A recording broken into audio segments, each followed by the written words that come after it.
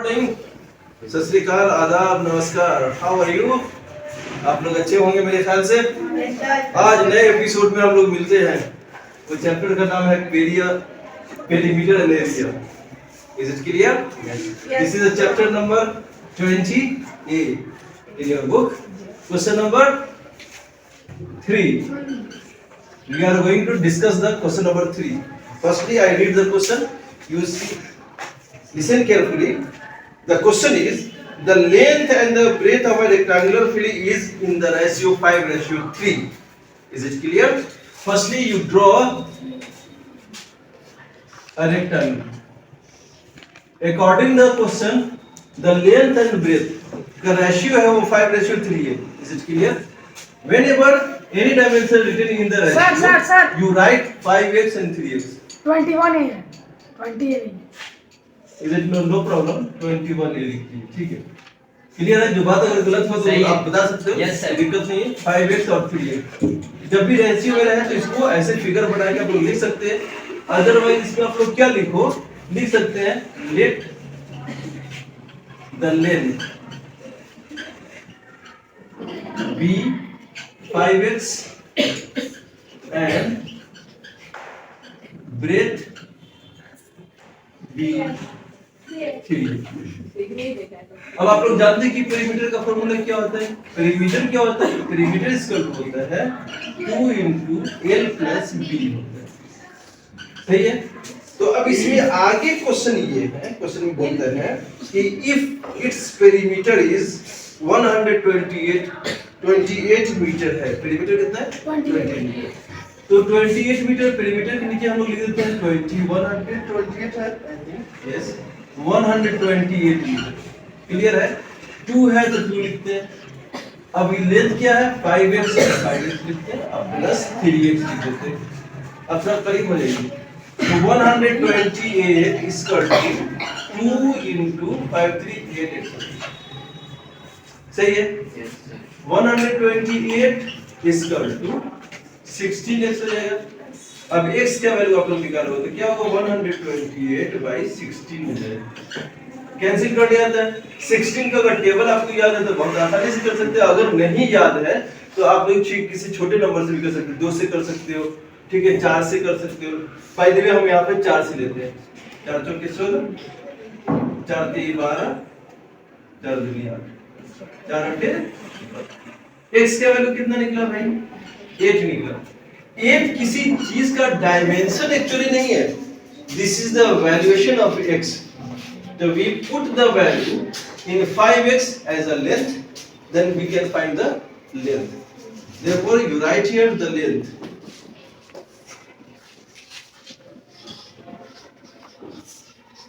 Length कितना है आपका? ये 5x है, तो 5 ये हो गया और x का वैल्यू कितना है? 8, 40 मीटर। इसको क्लोज कर दी, बंद कर दी। उसी तरह ब्रेथ है, वो कितना है? 3x है, तो 3 × 8 इक्वल टू 24 मीटर।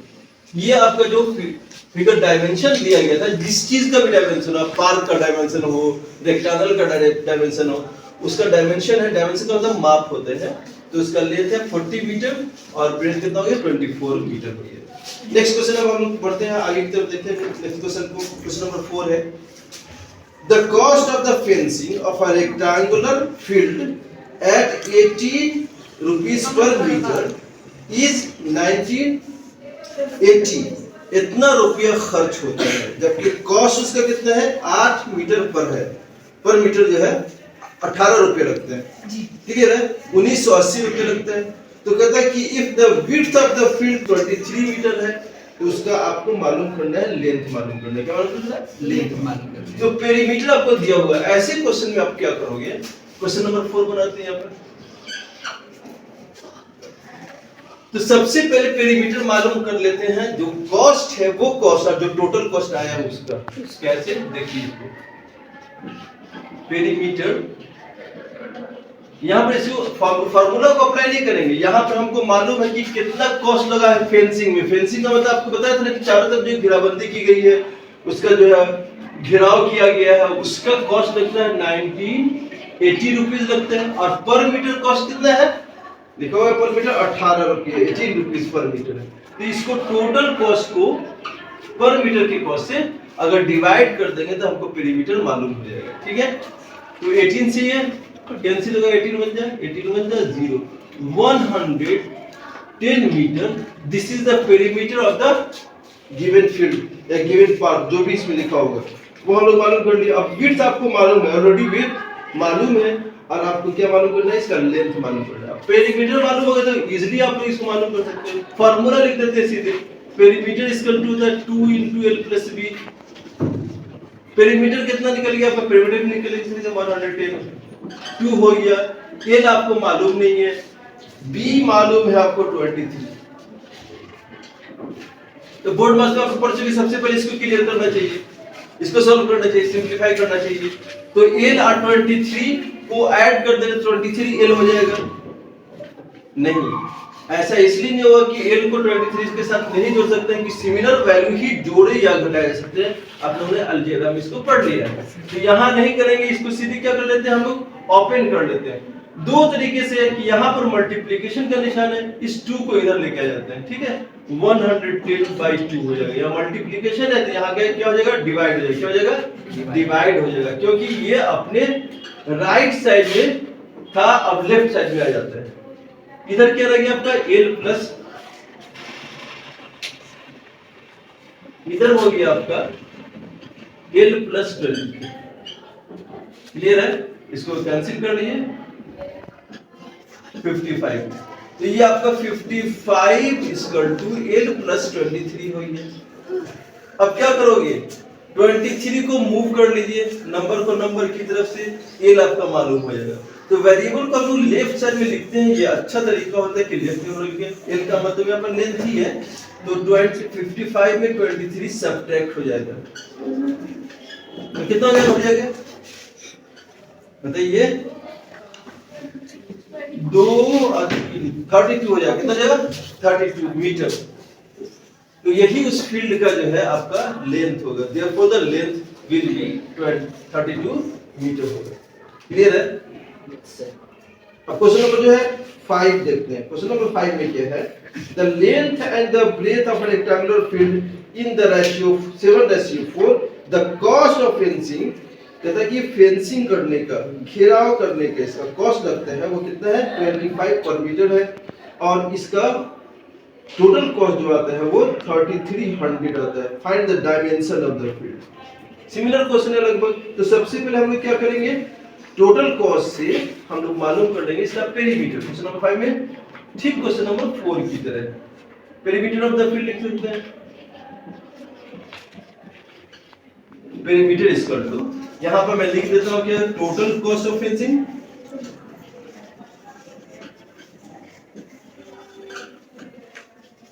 बेटर है कि आप लोग लिख दीजिए, लेकिन अभी क्लास 6 है, आप लोग ऐसे भी काम चला सकते हैं। तो ये लिख मैं इसलिए दे रहा हूं कि आपको याद रहेगा, कभी आप लोग देखोगे तो समझ में आ जाएगा कि total cost of fencing by पर मीटर कॉस्ट हो गया। क्या हो गया, पर मीटर कॉस्ट। क्लियर है। तो अब पेरीमीटर है, टोटल कॉस्ट कितना इसको मिलता है, लगता है 3300। अब पर मीटर कॉस्ट कैसे पड़ा है इसको, वो है 25 का अगर टेबल से आप कर सकते हैं आसानी से, इसलिए कर लिए, नहीं तो 5 से पहले कैंसिल कर लीजिए। 5 5 जब 5 3 जब 30, 5 3 जब 30 0, फिर 5 से कैंसिल हो 0 है, जो 5 1 जब 5, 5 3 जब 15, 5 2 जब 10, 132 मीटर। क्या निकले इसका, पेरीमीटर निकल गया। जिस भी फील्ड का है यहाँ पर लिखा हुआ है, the length of the breadth of the rectangular field है, इस फील्ड का जब हमको पेरीमीटर मालूम हो गया, पेरीमीटर अगर मालूम हो गया तो रेशियो में, तो जैसे क्वेश्चन नंबर 3 में हम देखा था, लेंथ और ब्रेथ का रेशियो यहाँ पर लिखा हुआ है 7:4 लिखा हुआ है, तो यहाँ से वैसे लिख सकते हैं ना हम लोग। तो अकॉर्डिंग मान लेते हैं, लेट लेंथ एंड ब्रेथ देखिए मैंने यहाँ पर लैंग्वेज चेंज कर दिया। आप कितने स्मार्ट हो जाते हो पढ़ते पढ़ते, अगर तो बातों को समझ में आता है तो किसी बातों को जो बदल सकते हैं आप अपने अकॉर्डिंगली, जो उसको हैंडल कर सकते हैं। लेकिन बात वही होनी चाहिए जो आप कहना चाह रहे हैं, वो मालूम होना चाहिए हम क्या लिखते हैं। तो ये b हो गया, यहाँ पर b लिख देते हैं 7x, और क्या हो गया कितना है रेशियो 7:4 है, दूसरा 4x लिख देते हैं, हो गया ना। ये चीज, ये लैंग्वेज को इस तरह से भी सेंटेंस बनाया जा सकता है। अब हम लोग क्या लिखेंगे, पेरीमीटर इक्वल टू होता है, पेरीमीटर आप लोग जानते हैं क्या होता है पेरीमीटर इक्वल टू, बोलिए। बार बार किसी चीज को लिखने से याद हो जाती है बातें, इसलिए ये ठीक है। तो अब पेरीमीटर आपका कितना निकला 132, तो पेरीमीटर के निकले लिखते हैं 132, 2 हो गया, ये 7x प्लस 4x हो जाए ना भाई, क्लियर है। तो अब क्या करेंगे 132 इक्वल टू, ये 2 को इधर चाहिए तो एक लाइन में लेके आ सकते हैं, हम ला देते हैं, अभी डिवाइड में ला देते हैं, और इनको हम लोग अगर जोड़ लेते हैं 7 11x हो जाएगा, ठीक है। यहां से हम लोग क्या निकलेंगे, x का वैल्यू निकालेंगे, इसको कैंसिल करें, 2 छक्के 12, 2 छक्के 12 66 हो गया।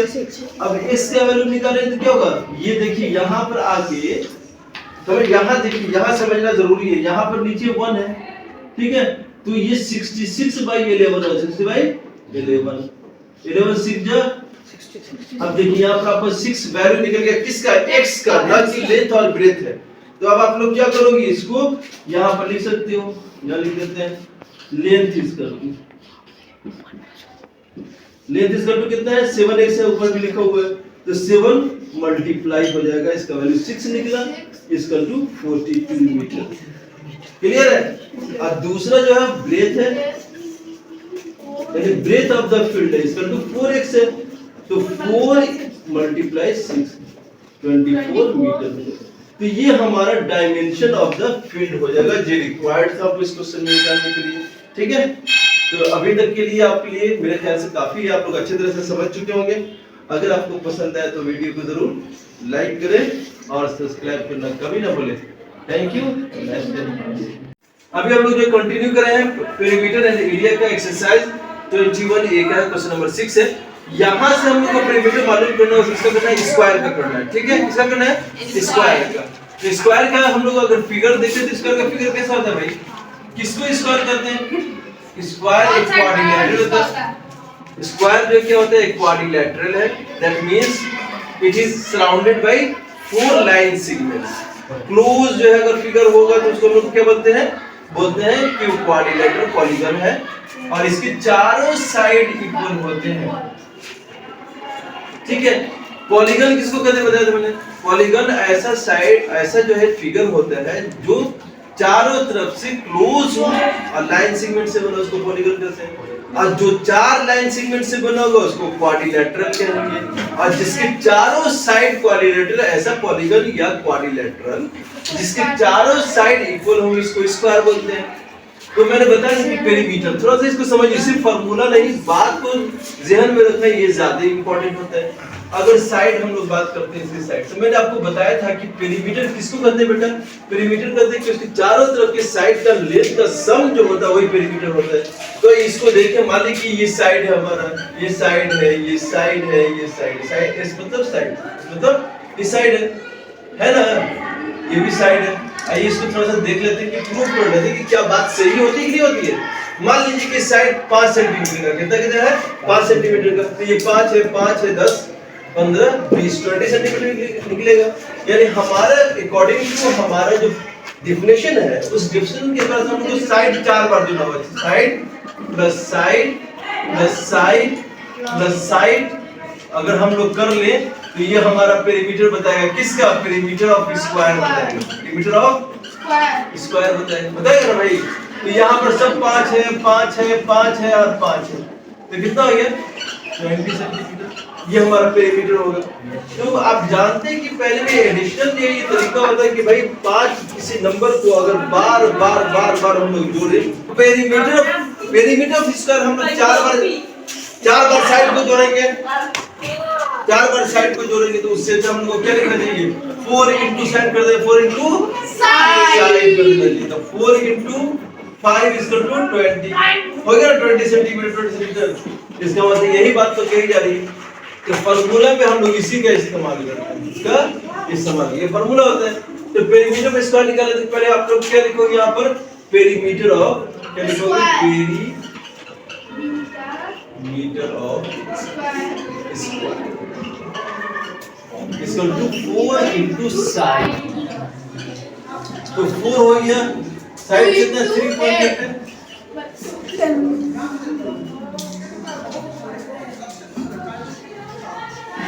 कितना हो गया क्या ये मीटर है तो metre centimetre centimetre 3 number question में क्या करना होगा आपको 3 नंबर क्वेश्चन में हम लोग को पहले इसको कन्वर्ट कर लेना 2 मीटर और 5 डीए में है।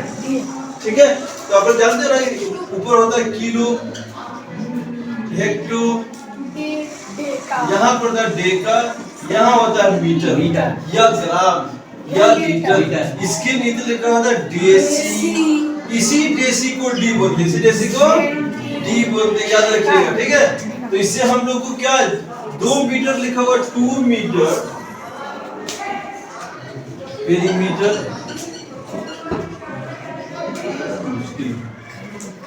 इसका तो 4 into इसलिए देते हैं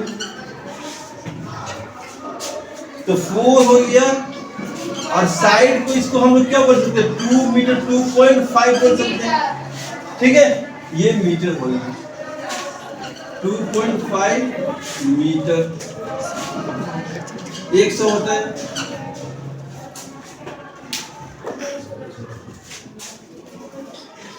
100 हो गया 1 के और डिस्पल ये मीटर हो गया इसको मैं सीधे 10 मीटर लिख सकता हूँ। ये हमारा क्लियर है। इधर क्वेश्चन नंबर 6 हो गया। अब इसी बेस पे क्वेश्चन नंबर जो है 7 आप लोग को बनाना होगा। द कॉस्ट ऑफ लिखा हुआ है क्या लिखा हुआ the cost of putting a fencing around the square field. अभी स्क्वायर फील्ड के चारों तरफ आपको फेंसिंग करना है जिसका टोटल कॉस्ट है 4480 होता है और पर मीटर कॉस्ट 35 है। एज यू नो हम लोग पैरामीटर निकालेंगे टोटल कॉस्ट को डिवाइड कर देंगे पर मीटर कॉस्ट से। क्लियर है भाई नेक्स्ट क्वेश्चन को देखते हैं। क्वेश्चन नंबर 7 तो अभी आप पेरीमीटर किसका है ये स्क्वायर फील्ड का किसका है तो फार्मूला कोई डिफरेंट नहीं हुआ पेरीमीटर और total cost by fencing total cost ठीक है total cost of fencing by marker तो जवाब दे रहा है भाई क्या करोगे इसका भी दम निकल रहा है जैसे तुम लोगों का पढ़ते पढ़ते दम निकल रहा है ना सही बात है। ठीक है तो आप लोग बहुत जल्दी दम निकालते हो तो मार्कर तो आप ही का है दम निकल गया रुको दम निकल रहा है मर गए लो ले लो पूरा 1 मीटर आप खामोश रहिए। पेरीमीटर हम लोग का जो टोटल कॉस्ट कितना है 4480। ज्यादा 2000 क्वेश्चन बनाने के बाद आप लोग थक जाते हैं कैसे बच्चे आप लोग यंग है या बूढ़े हैं यार तो क्यों थक गए मैं पढ़ाते हुए नहीं थक रहा तो आप जो पढ़ते हुए क्यों थक रहे हैं आप तो आराम से बैठे ना। ठीक है ऐसा करते हैं कि क्लास के बाद से आप लोग एक का अंडा खा लीजिएगा फटाफट 3-4 जो दंड मारिएगा तो फिर जो है शक्ति आएगी। ठीक है लेट कंटिन्यू हम क्वेश्चन नंबर 7 करते हैं। Please shut your mouth. Perimeter इसका जो होता है टोटल कॉस्ट बाय फेंसिंग अब बाय पर मीटर कॉस्ट है एम का मतलब यहां पर मीटर कॉस्ट है। ठीक है पर मीटर कॉस्ट अब ये हमेशा पर मीटर वाला मीटर में नहीं आएगा भाई सेंटीमीटर भी हो सकता है आपका या फिर जो किलोमीटर भी हो सकता है जैसा वो जो रिक्वायरमेंट होगा उसके हिसाब जैसा क्वेश्चन होगा वैसा आप लोग लिखोगे आप मीटर सेंटीमीटर किलोमीटर जैसा कि यूनिट लिखा रहेगा वैसा करोगे। अरे तो इसमें कितना खर्च होता है भाई 4480 रुपया कितना अब बाई 35 अब आप लोग को तो आता ही है बहुत अच्छा आप लोग कैंसिल कर सकते हैं इजीली। किससे कर ले पहले 5 से कर लेते हैं 5 75 ठीक है उसके 5 से करते 5 8 40 4 बाकी रह गया 5 9 45 3 बाकी रह गया 5 6 30 ठीक है। अब 7 से देख लेते हैं इसको 7 से कैंसिल करते हैं 7 एकम 7 एक होगा बचा हुआ 7 दूनी 14 5 बगिया 7 8 56 यानी 128 metre. This is the perimeter of that square या स्क्वायर फील्ड। क्लियर है? अब उस स्क्वायर फील्ड में आगे क्या करता है कि find the length of each, सब जो है उसका ईच साइड का लेंथ कितना है ये मालूम पड़ रहा है। तो आप लोग जानते हैं कि पेरीमीटर बराबर क्या होता है, तो सीधे एग्जैक्टली हम लोग लिख देते हैं side of the square. Field है, फील्ड लिखिए, पार्क है, पार्क लिखिए, कहीं क्वेश्चन में जैसा भी हो, यानी पेरीमीटर बाय 4 कर देते हैं, जितना पेरीमीटर उसे डिवाइड कर देते हैं। 128 पेरीमीटर निकला, 4 से कर देते हैं, 4 तिहाई 12, 4 दूनी 8, 32 metre. This is the length of each side. ठीक है, साइड हो गया, क्लियर हो गया। क्वेश्चन नंबर 7 क्लियर है। अब इस चैप्टर में 8, 9 और 10 11 क्वेश्चन, 4 क्वेश्चन रह जाते हैं। मेरे ख्याल से आप काफी थक चुके हैं, अंडा की जरूरत पड़ेगी। Go and take your anda. शुक्रिया, bye, thank you, have a nice time.